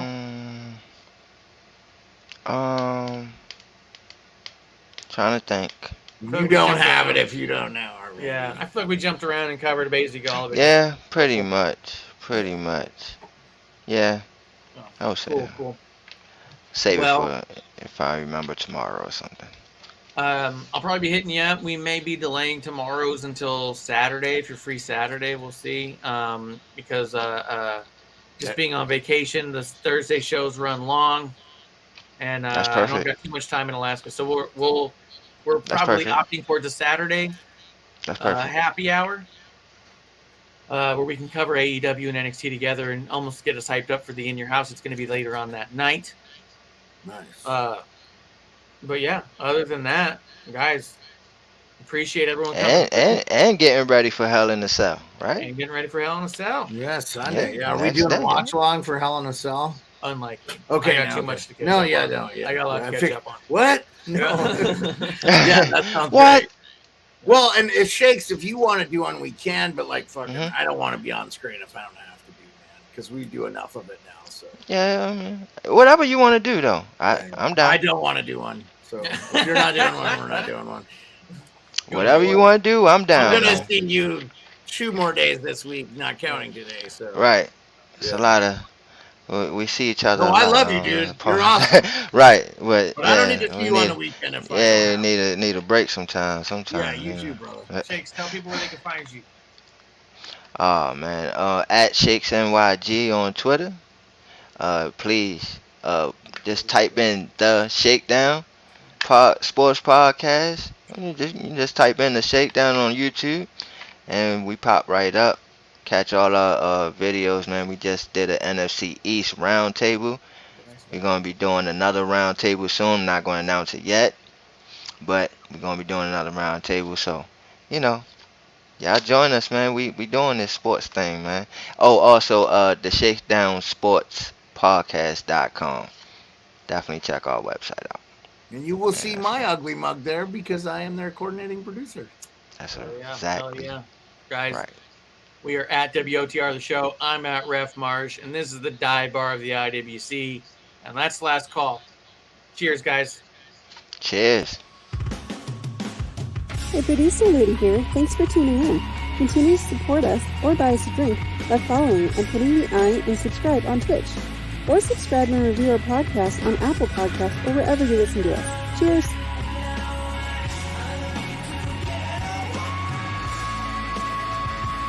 I would never have a drink with wrestling on the rocks.